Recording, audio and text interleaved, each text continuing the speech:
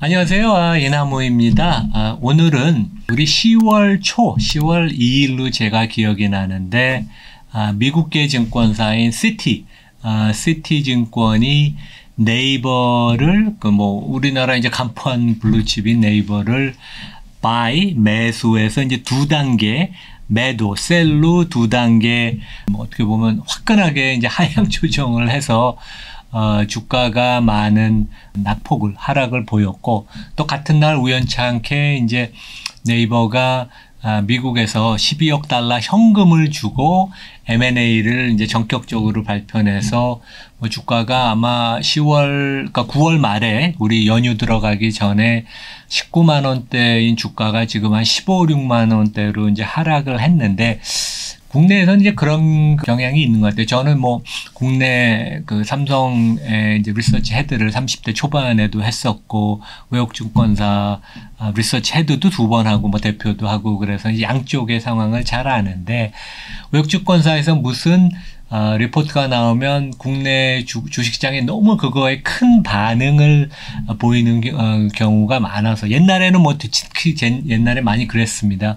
외국인들이 한국 시장에 참여가 워낙 활발하고 몸통 역할을 했고, 외국 증권사가 아주 큰 오퍼레이션을 갖고 고액 연봉의 애널리스트, 영업사원, 트레이딩 엑스큐션, 매매 처리한 사람을 큰 팀을 갖고 있었는데, 요즘은 이제 사세들이 많이 약해졌는데, 우리가 조금 너무 과잉 반응을 하는 게 아닌가. 그래서 이제 저의 경험을 살려서 외국 증권사의 리서치는 어떠한 구조로 짜여 있고, 우리가 이걸 어떻게 이해를 해야 되는가. 이제 그런 말씀을 드리겠습니다. 그래서 요게 이제 그 화제가 됐던 리포트고요.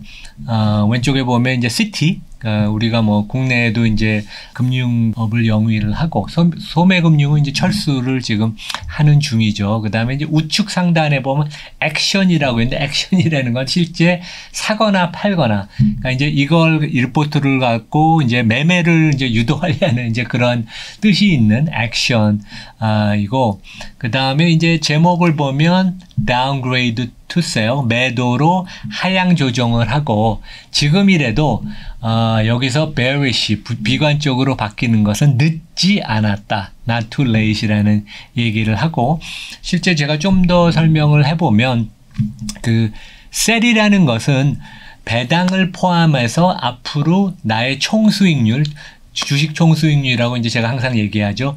일정 기간 동안, 이제 이 경우에는 보통 12개월 단위로 증권사가, 국내건 해외건 이제 그 총수익률 계산을 하는데, 1년 사이에 주가가 얼마만큼 변했고, 그 사이에 내가 배당을 얼마만큼 받느냐, 그걸 다 더해서 연율화 시킨 게 이제 주식 총수익률인데, 마이너스가 날 가능성이 높다고 하면 이제 셀 매도를 추천을 할 수 있고, 이건 이제 시티의 기준이고 모든 외국 주권사가 거의 동일합니다. 그리고 이 애널리스트의 경우에는 제가 이제 알아봤더니 한 30대 한 중반 정도 되는 애널리스트고, 실제 시티에서 인터넷 담당을 한 지는 한 6, 7년 정도 된 것 같아요. 그러니까 상당히 아주 주니어도 아니고 업력이 조금 있지만, 오히려 국내 증권사가 훨씬 더 시니어, 경험이 많은 애널리스트들이 많은데, 하여간 외국 증권사 영어로 된 리포트니까 좀 임팩트가 있었다. 근데 실제 이 애널리스트가 불과 한 2-3달 전에 냈던 리포트에는 목표 주가가 32만 8천 원이었는데 거의 50% 반토막을 내서 목표 주가를 하향 조정을 했는데, 이제 그 가장 큰 이유는 우리 다 알고 있는 일인데, 갑자기 애널리스트가 이 이유를 왜 대거 하향 조정을 했는지, 저는 상당히 제가 리서치 헤드를 어떻게 보면 한국 사람 치고 제일 많이 해본 사람인데, 한 20년 가까이 했었는데, 너무 논리가 좀 이해가 안 가는데, 그러니까 이 애널리스트의 근거는 알파벳이 15배의 거래가 되고, 내년 2023년 퍼 기준 메타, 페이스북의 전신이 10배의 거래가 되고, 알리바바도 10배의 거래가 되는데, 네이버의 퍼가 23배라는 것은 도저히 나로서는 이해하기 어렵다, 합리화시킬 수 없다. 그래서 목표 주가를 이제 아주 그냥 50% 정도 하향 조정을 했는데 제가 던지고 싶은 질문은 알파벳 같은 경우도 뭐 1년 가까이 퍼가 20배였는데 왜 갑자기 뭐가 변한 것도 아닌데 이렇게 목표 주가를 하향 조정을 했냐. 그래서 결국 리서치의 질이 외국 주권사가 우리가 아는 것처럼 뛰어나지 못하다. 특히 이제 주니어들이 많고 그래서 우리가 너무 여기에 맹신하거나 휘둘릴 필요는 없다. 그런 말씀을 드리고 싶습니다.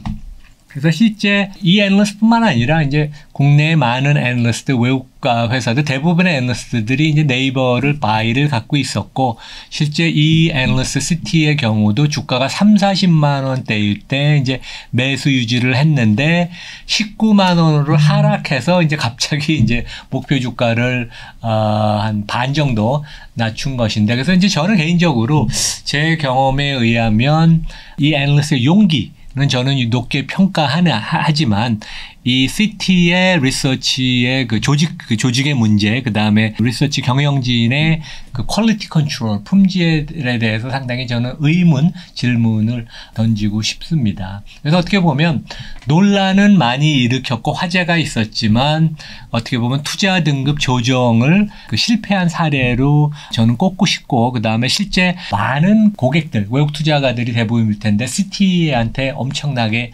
항의를 했을 겁니다.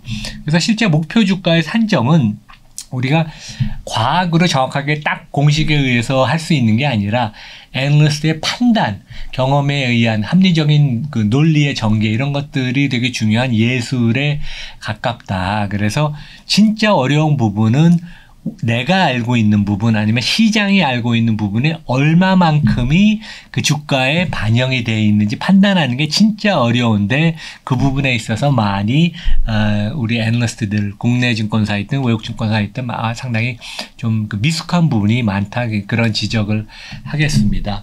그러면 이제 외국 증권사는 어떠한 투자 원칙에 의해서 투자 등급을 정하느냐. 먼저 이제 시티 리포트에 이제 제일 뒤에 보면 항상 컴플라이언스 측면에서 이걸 다 공표하게 돼 있습니다. 그래서 시티뿐만 아니라 골드만삭스, 뱅크 오브 아메리카, JP 모건 리포트를 보면 뒤에 다 비슷한 어떤 그 공시가 돼 있는데 시티는 전 세계 전체 buy, 홀드, 셀의 그 등급의 분포를 보면 바이가 59%, 홀드가 32%, 매도가 셀이 9%인데 실제 국내 증권사는 거의 99%가 다 바이죠. 근데 미국 회사들도 금융위기 전만 해도 바이가 대부분이었는데 금융위기 이후로 강제로 상대평가, 그러니까 셀을 최소한 5에서 한 10% 이상은 배분을 하게 그렇게 애널리스트별로, 업종별로 시스템을 만들어서 이제 거기에 해당되는 것이고 바이라는 것은 배당을 포함해서 주식 총수익률, 주가 상승을 반영한 게 1년, 향후 1년 동안 연 15% 이상. 그다음에 셀인 경우에는 총수익률이 마이너스를 기록을 하는 게 예상이 될 때 홀드 뉴트럴, 그러니까 보유 중립은 0에서 15% 사이일 때 이제 홀드를 하는데 제가 다녔던 뱅크 오브 아메리카 메릴린치는 바이의 그 기준이 10% 이상. 그러니까 이제 시티보다는 좀 낮았습니다. 회사별로 조금의 차이는 있지만 일단 바이는 10에서 15% 이상의 주가 상승이 기대가 된다. 거기에는 이제 배당 수익률이 포함이 돼 있고 셀은 주가가 절대 주가가 하락할 것을 예상하는 경우에 이제 해당이 됩니다. 그래서 이러한 명확한 원칙이 필요하고 그것을 이제 밝혀야 되고 이제 국내 증권사들은 그렇게 하는지 저는 잘 모르겠습니다. 그래서 이제 그 다운그레이드 그 매도로 그 하향 조정한 근거는 실제 우리가 뭐 현금 할인 모형 이런 것들을 이제 학교에서도 가르치고 일부는 얘기하지만 실제 뭐 월가나 금융시장 현실에서는 이제 경쟁사 비교가 되는 국내사 해외사랑 상대평가를 많이 합니다. 그래서 이제 상대평가의 차이는 장기적인 회사의 성장성, 경영진의 퀄리티, 그 다음에 거버넌스, 이익 추정의 가시화 정도, 걸만큼 확실하냐, 이제 그런 것들이 반영이 되는데, 여기 이제 골드만의 자료인데, 알파벳은 이제 내년 2023년 기준으로 퍼가 16배. 근데 뭐 거의 1년 넘게 퍼가 20배 미만이었는데 이 애널리스트는 이제 뭘 보고 그동안 뭘 했는지 약간 그런 질문을 던지고 싶고, 그 다음에 알리바바, 텐센트가 같은 기준으로 12배, 17배, 그 다음에 이제 메타가 한 10배, 11배. 그래서 이런 얘기도 있어요. 약간 뭐 음모론 아니면 이제 비난하는 사람들은 10월 3일인가 4일 날 장이 열린 화요일 날 그날에 네이버가 공교롭게 미국의 포시마크라는 그런 중고 의류 뭐 이런 것을 이제 거래하는 플랫폼을 12억 달러 현금에 인수하는 그런 이제 어떻게 보면 이제 새로운 CEO가 전격적인 M&A를 처음 발표하는 그런 자리였는데 시장은 상당히 좀 비싸게 산 것이고 미국에 가서 얼마만큼 잘할 수 있냐, 그래서 좀 부정적인 그런 의견이 많았고 오히려 동남아에서 이런 것을 좀 했으면 좀 좋지 않나 이제 그런 얘기를 했는데, 하여간 전반적으로 애널리스트나 그 펀드 매니저는 좀 부정적이어서 추가로 주가가 더 많이 빠지는 그런 상황이었고, 저는 이제 오비락이라고 생각을 합니다. 왜냐하면 특히 미국 회사들은 이 Chinese Wall, 그러니까 이제 높은 그 담이 리서치와 IB, 리서치와 영업부서에 있어서 실제 그 사무실의 배치도 리서치와 IB가 그 같은 층에 있지 않게 합니다. 왜냐하면 화장실을 쓰다가 이제 뭐 사적인 대화를 나눌 수 있고, 그래서 애널리스트와 실제 이런 딜을 하는 IB 부분의 임직원이랑은 전혀 대화를 하면 안 되고 문자 전화하면 안 되고, 실제 미팅을 하게 되면 컴플라이언스에서 간부 팀장이 들어가서 그것을 모니터하고 기록을 다 하게 돼 있거든요. 그래서 저는 뭐 특별히 개인적인 정보를 몰래 빼냈다고 저는 생각을 하지 않고, 그런 경우가 아니면 정상적인 경우에서는 차이니스 월이 작동해서 이 애널리스트나 아니면 같은 날 JP 모건도 하향 조정을 했다고 하는데, 그런 애널리스트들이 이러한 그 M&A 정보를 미리 수익 추정이나 목표 주가 아니면 등급을, 투자 등급을 하향 조정하는 건 원칙적으로 불가능하다, 그런 말씀을 드리겠습니다. 그래서 이제 애널리스트의 논리를 보면 실제 이 산업이 경쟁이 심화가 되고 그다음에 성숙화가 되면서 매출 증가율이 둔화가 된다. 뭐 그건 다 우리가 이제 공감할 수 있는 일이어서 매출을 2022년, 23년, 4년, 3년 동안 한 1에서 2% 하향 조정을 하고, 대신 이제 최근에 인건비가 많이 오르고 여러 가지 각종 비용이 느니까 마진을 낮춤으로써 앞으로 3년 동안 매년 기업 이익 그 증가율을 한 10% 정도 하향 조정을 했어요. 그래서 실제 그 목표 주가가 33만 원에서 17만 원이 된 것은 아주 일부 이익의 하향 조정에 기여를 한 거고, 대부분의 그 명분 논리는 목표 퍼, 그러니까 타겟 그 퍼를 아주 급격하게 낮췄는데, 결론적으로 이제 17만 원을 놓고 2023년 이 시티 애널리스트가 계산한 그 EPS와 이제 비교를 해보면 내년 2023년 순이익의 17배를 퍼 기준으로 곱해서 17만 원의 이제 목표 주가를 산정을 했는데, 제 경험에 의하면 이렇게 전격적으로 실제 이제 논리나 이런 부분이 좀 약하죠.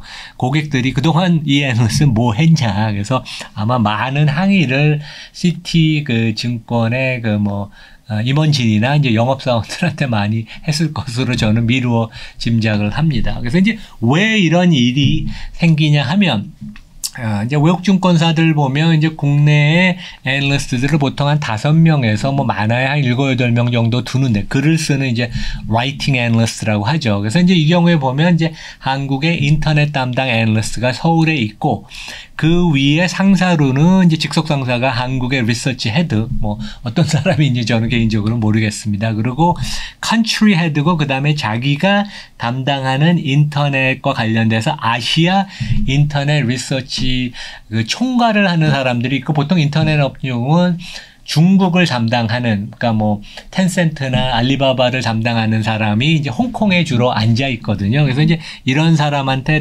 dotted line이라고 그래서 이제 간접적으로 보고를 하게 돼 있는데 실제 이제 뭐 시티는 시스템이 어떤지 모르지만 제가 일했던 뭐 JP 모건이나 Bank of America 메릴린치 같은 데는 이제 자기가 목표 주가가 있고 실제 주가가 너무 괴리가 되면 시스템에서 이제 경고가 떠서 애널리스트가 어떠한 판단을 하게끔 이제 유도를 하고 그다음에 한국에 있는 컨트리 헤드나 아니면 이제 중국에 있는 홍콩에 있는 중국 담당, 그러니까 아시아 인터넷 총괄하는 사람이 이제 여러 가지 의견을 좀 워낙 많이 틀렸으니까 이제 바이를 갖고 있고 목표 주가가 34만 원, 3만 원인데 주가가 20만 원대로 하락을 됐으면 왜 그런지 고민을 하고 하향 조정을 하라, 바꿔라 이제 그런 얘기를 해야 되는데 과거보다는 리서치 애널리스트의 퀄리티도 많이 떨어졌고 외국 회사도 이제 헤드들도 경험이 좀 많이 부족한 사람들이 많이 하기 때문에 그다음에 이제 중국에 담당하는 친구는 자기 일 하느라고 바빠서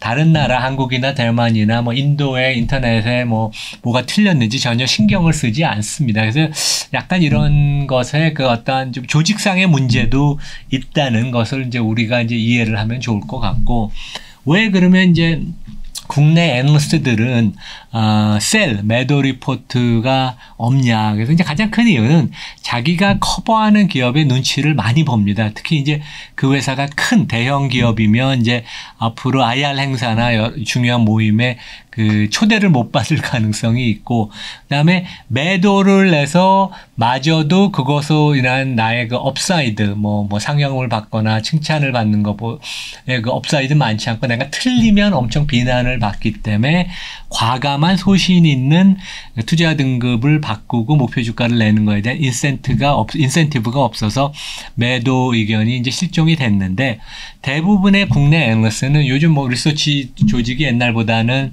퀄리티가 많이 떨어집니다. 제가 한 20몇 년 전에 삼성 리서치 헤드 할 때는 삼성전자 아니면 삼성그룹 비서실 같은 데서 아주 유능한 주니어들이 많이 지원을 했었거든요. 그래서 이제 그런 사람들 중에서 우리가 고를 수 있는 그런 입장이었는데 요즘은 이제 애널리스트들이 과거보다 좀 훌륭한 분들이 지원을 많이 안 해서 이런 분들이 좋은 기업과 좋은 주식을 구분하는 훈련을 받지도 못했고 실제 또 애널리스트들은 자기가 커버하는 종목에 대해서 좀 긍정적으로 보려는 그런 포지티브 바이어스들이 있어요. 그래서 대한항공 같이 빚이 많은 그런 회사가 이제 매수 추천을 아직도 많이 하는데 이런 것이 이제 대표적인 예이고 그 다음에 투자 의견을 많이 틀려도, 그러니까 자주 틀리는 애널리스트들이 있어요. 거꾸로 가는 사람도 있는데, 자기가 산업 지식이 많고, 그러니까 오래 그 업종을 커버했고, 고객들이 열심히 해서 좋아하면, 그 애널리스트는 이제 승진하거나, 보너스 받고 연봉 조정할 때 회사가 증권사가 페널티를 별로, 부과하지 않습니다. 그리고 이제 마지막으로는, 커버하는 기업들이 좀 까다로운 데들이 있어요. 그래서 제가 옛날에 외국사 헤드를 할 때도 우리 영국인 애널리스트가 포스코를 커버했는데 셀 리포트를 내서 1년 동안 출입 금지를 당하고 고객도 못 데려가서 고생을 해서 저희가 인도네시아 리서치 헤드로 이제 돌렸던 그런 경우가 있었는데 초대형 기업이면 좀 불편하고 그다음에 이제 CEO나 대주주가 약간 셀 매도 리포트를 내면 그 기업을 비난한 게 아니고 그 주식이 고평가됐다고 얘기하는 건데 그걸 개인적으로 자기에 대해서 비판하는 것으로 이제 어떻게 보면 이제 증권시장을 잘 모르는 거죠. 무지한 경우죠. 이제 그런 경우가 있기 때문에 매도 의견을 자제를 하는데 일반적으로 애널리스트들이 중립 의견을 내면 매도 팔라는 것을 이제 실제 시사한다. 이제 여러분들이 그렇게 아시면 될 것 같습니다. 그래서 이제 이번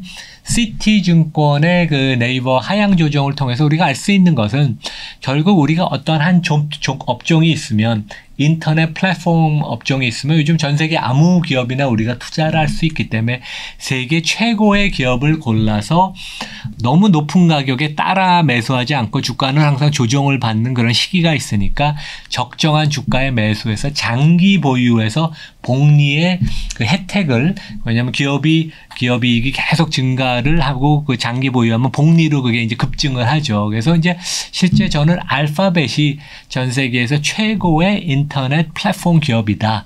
물론 검색 엔진이 중심이 되고 이제 다른 사업도 영위를 하지만, 그래서 이제 그런 추천을 드리고, 네이버 같은 경우는 제 개인적인 의견은 현 주가 한 16만 원 정도는 이 회사의 조금 둔화된 장기 성장성이 반영이 된 수준이 아닌가. 그래서 뭐 여기서 팔 필요도 없고 어떻게 보면 적정하게 평가가 된 그런 수준이 아닌가, 이제 그런 생각을 해봅니다. 그래서 오늘은 하여간 어떤 외국 증권사의 네이버 그 하향 조정을 계기로 큰 해프닝이 우리나라 증시에 있었는데, 그걸 예로 외국 증권사의 리서치 조직, 그 다음에 우리가 너무 그것을 맹신할 필요는 없다, 그런 말씀을 드렸습니다. 여기서 마치겠습니다. 네, 감사합니다.